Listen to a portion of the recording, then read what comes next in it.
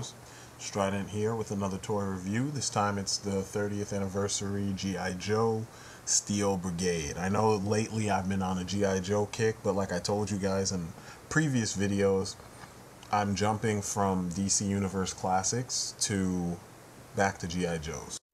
Yeah, Mattel finally did it. They pissed me off, and I'm sticking with my old school, favorites. So anyway, the Steel Brigade, they are pretty much your general infantry for your G.I. Joe team. Back in the day, these guys were the mail-away semi-customizable figures, in a sense. You pretty much mail away with your proofs of purchase and whatever the amount of money was.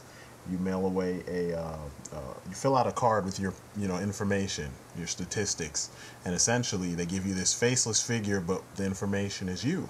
And what you see is the figure that you actually got with that proof of purchase and everything, and you got the little patch that came with it. It was a pretty cool idea. The helmet was pretty cool. I remember a lot of my friends being geeked for these. I didn't learn about this figure until I didn't really realize what they were talking about until much later. So, to my surprise, when they when they paid homage to those figures with these figures, I was kind of like, oh, I might get in on this. And they're pretty cool because, like I said before, they're your infantry for your G.I. Joes. They're the green shirts for those of you who used to read the old school G.I. Joe comics. They are the 30th anniversary answer to Grunt. Here is your Steel Brigade with all his gear. The only thing that's missing is his assault rifle with the bayonet. And I thought it was lame, so I, switched it out for a scar. The figure has nice detail. Everything from his flak vest to his, his BDU pants. Everything is nicely detailed. Mine actually have some dirt dry brushed onto them to give them that weathered, dirty effect, like they've been, working out, doing stuff, actually getting shot at, rolling around on the dirt, and avoiding gunfire and doing whatever their COs tell them to do because they want to become full-fledged Joes. I have actually 2 different versions of the Steel Brigade, but the first thing I noticed was that all these weapons and parts look really familiar except for the helmet.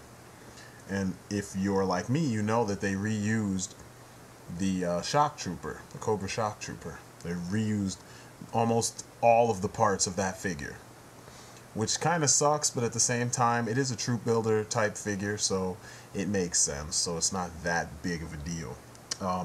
Once again, here's the infamous Beachhead / Firefly head from the 25th anniversary and from the Pursuit of Cobra. I don't know. I wish they didn't reuse it so much, but whatever. I plan on keeping the helmets on, being that the originals you couldn't really take the helmets off, and if they're faceless characters and they're just green shirts, you don't really need to know all about them like that. The articulation is awesome, so you can actually have your Steel Brigade look down the barrel of his gun like he should, or look down the length of the gun so he can actually aim, steel sights and all, which it's cool. It's about time they did that. Too many of the older figures and the Pursuit of Cobra figures kind of suffered from this in the beginning because Beachhead really needed this. They didn't have the special hidden joints that allow for the better grip on your assault rifles. But I really like the articulation. I've told you this a billion times because all the new figures have it. So he comes with a scar. He comes with his huge hog of an assault rifle, or I don't even know, 60 cal. He also comes with the Stinger missile launcher, which is pretty nice. I dig it. One thing you'll notice is that on my 2, they look a little different because there are parts that you can take off and things you can do just to give them a little bit of individuality. And I took full advantage of that. Took the bandolier off, took the little turtleneck piece off, which I'm thinking I might put back on because it makes my dude look like he's got a giraffe neck. But I don't know, these figures, simply put, they work well with others. I mean, that's the best way to put it. They look like they are support for your Joes.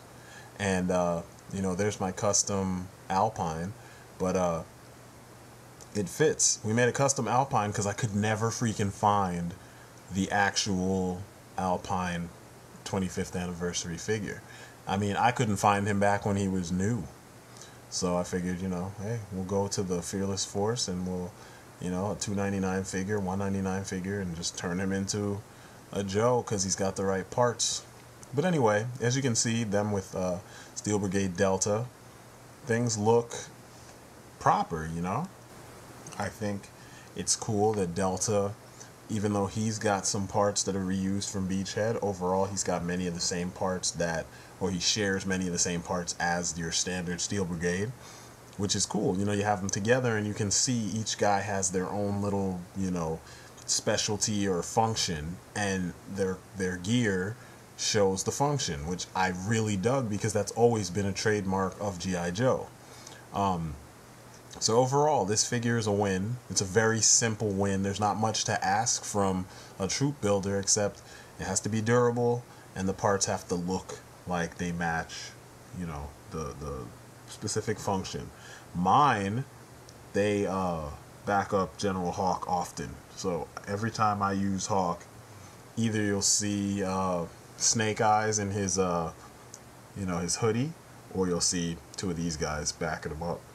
But like I said, you can't really go wrong with these figures. They're well done. They're sturdy.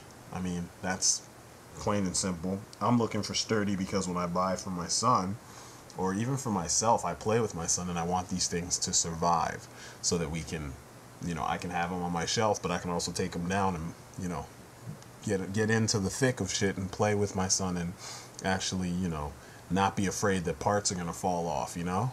But, like I said before, this is a win. The paint job is really well done. What I've noticed amongst these figures when I see them in the store, which I've seen them in the store twice and I bought them each time, some of them have the holster on the side and the hush pup. Well, they don't have the actual hush puppy, but they have the holster that is for either the hush puppy or the standard Glock that came from the Pursuit of Cobra line. They even have the little spot for the silencer, so it almost lends itself to being specifically for the hush puppy. Oh, excuse me. Sorry, it's a little late, my bad. And some of them don't. Like the ones that I've shown you here, they don't have it. They don't even have the little ammo pouches on either leg. So, you know, there are variations of these figures. Also, one version that I have has paint, the dry brush effect on it to make it look dirty, and then the others don't. So, you know, depending on what you find, a lot of the variations kind of lend themselves to more individuality amongst your figures. So, once again, it's a win-win. Pick it up if you see it. There's many possibilities for what you can do with this figure in the G.I. Joe mythos, and then there's many possibilities for what you can do with the figures outside of that, just in a troop building capacity. Anyway, I'm Strident, and this is my story, and I'm sticking to it, and I will talk to you guys later. I will be back with another review. Stay tuned and check out the website, alright? Peace, people.